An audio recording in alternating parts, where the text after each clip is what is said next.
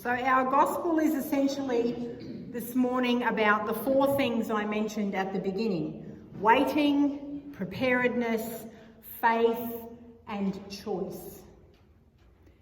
Jesus, through this parable, this story, is trying to teach a complex, theologically nuanced idea designed to bring about rapid and radical change in thought, belief, and life, so that we can make an informed decision about how to live according to God's law and thereby gain access to the kingdom of God, or the wedding banquet as it's mentioned in the reading.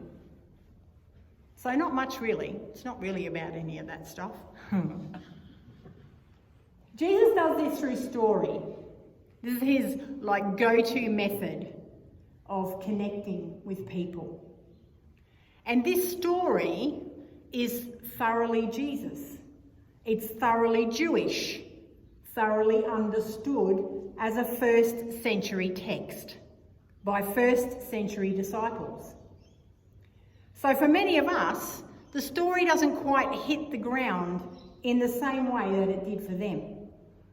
Largely this is because we don't live in first century Jerusalem.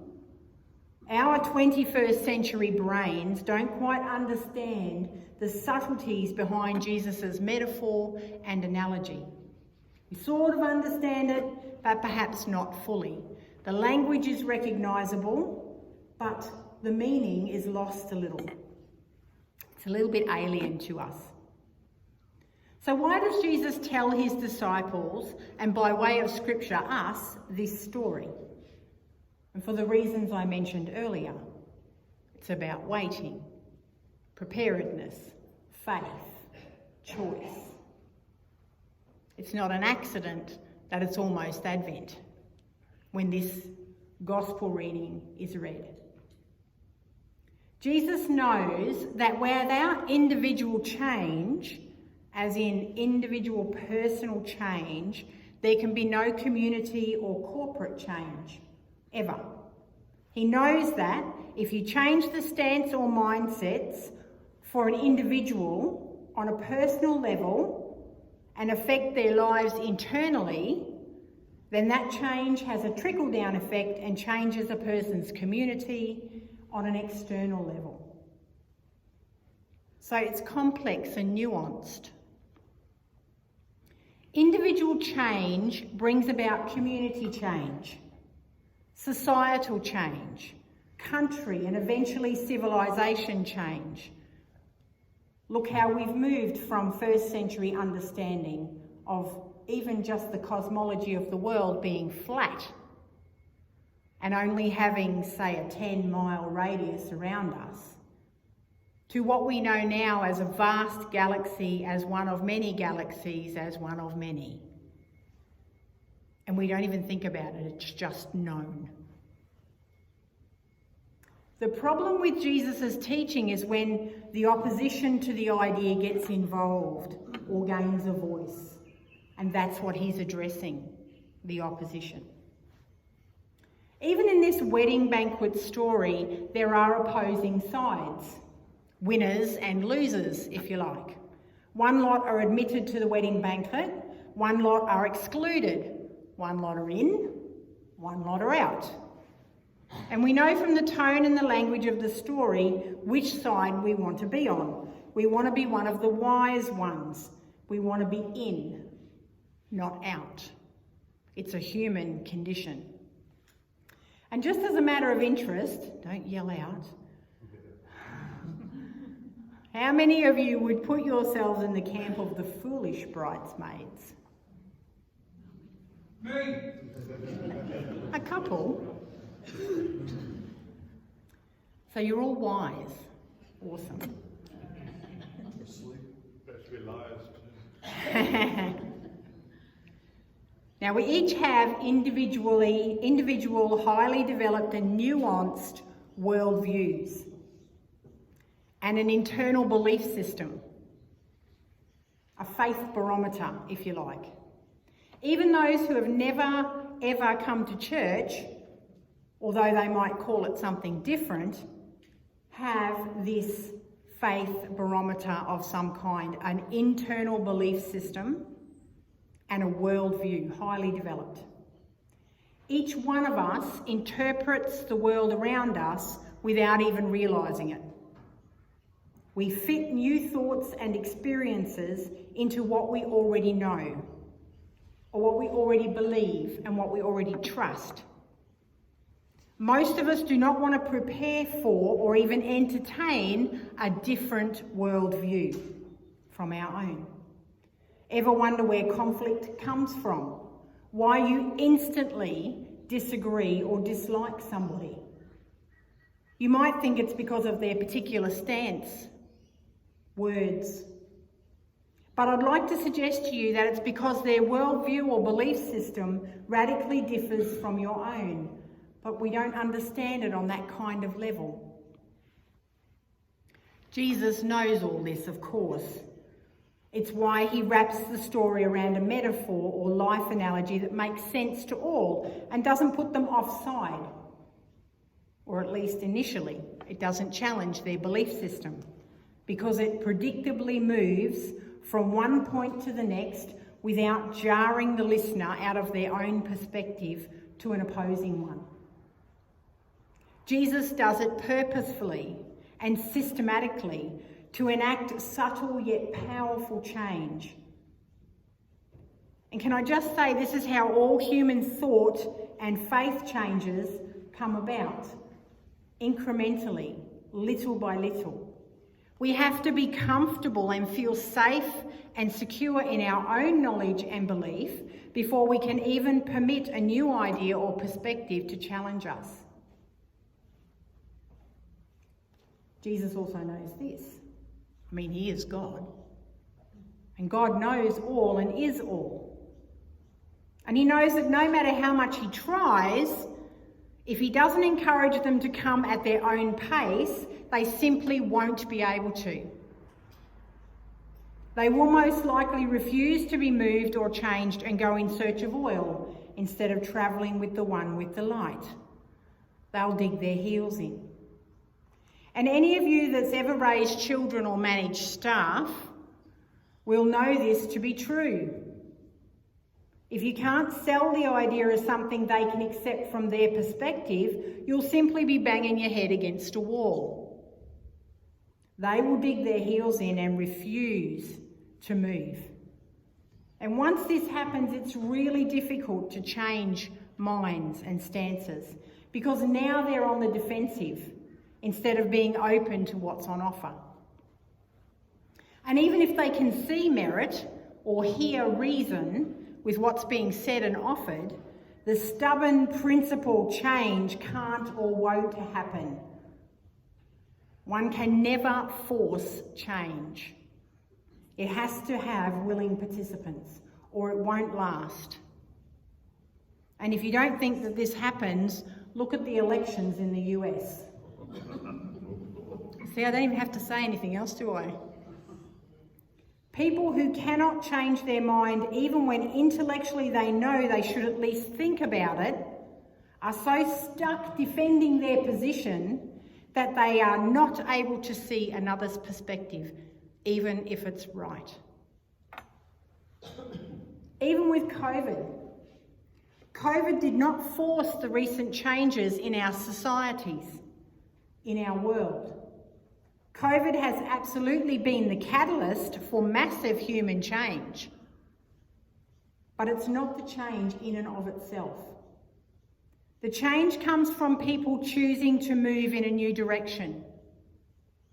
As well as that, real and lasting change can only happen when we willingly embrace those choices rather than resist them or resent them. So how does this explain the bridesmaids, the lamp oil and the kingdom of heaven? Well, it's really just a question of waiting, preparation, faith and choice, which fits into our worldview, challenges our community-held perspective and belief systems, and draws about change because we trust the one speaking to us. Easy, huh? Jesus is trying to teach us that no matter how much we'd like to dig our heels in and defend our position, we can trust the informant. We can trust God, the God who encourages us to try and remain open to the transformation happening and make an informed choice about it. Think about how you came to faith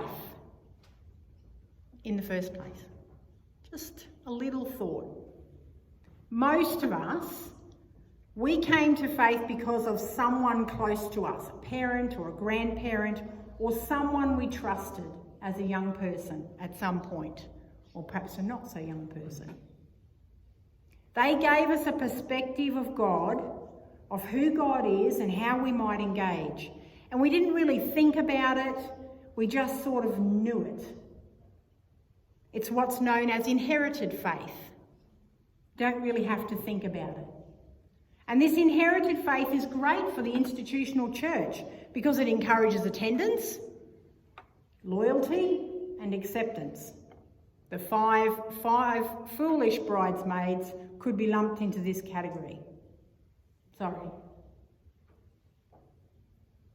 However, somewhere down the track, Jesus calls us to more than a limited worldview. Jesus challenges our long-held and for many quite sacred perspectives and asks us to dream, what if? What if God was more than you believed? What if you are more than you believe? What if God not only wants more for you, but wants you to want more for you? What if God asks you to prepare yourself for something more, whilst at the same time asking you to be patient and wait? And not only wait, but be prepared to wait, bringing oil. And what if God asks you to do this while going against the grain of whatever commonly held belief system and worldview are at your place? Big questions.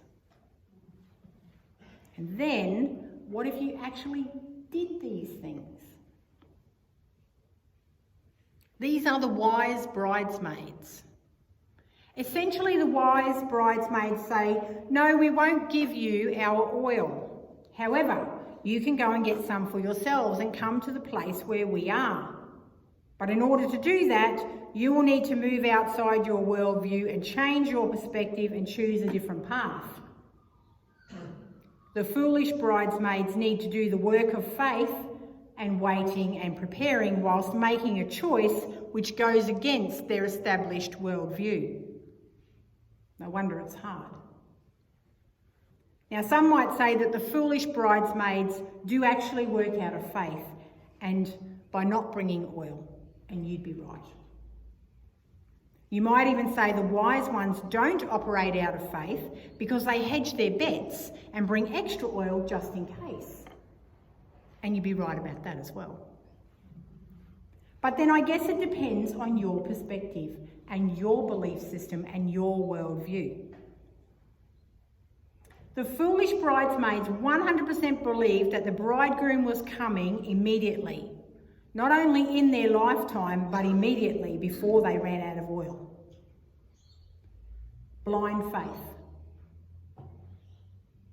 They were so sure of this that they refused to believe anything different, even when faced with long times of waiting beforehand.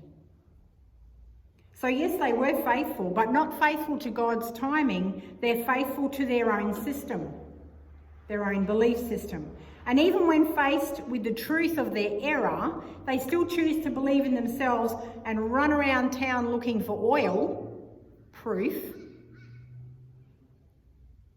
instead of changing their perspective and being open to God, how God is calling them, and just travelling with the ones already who have the light.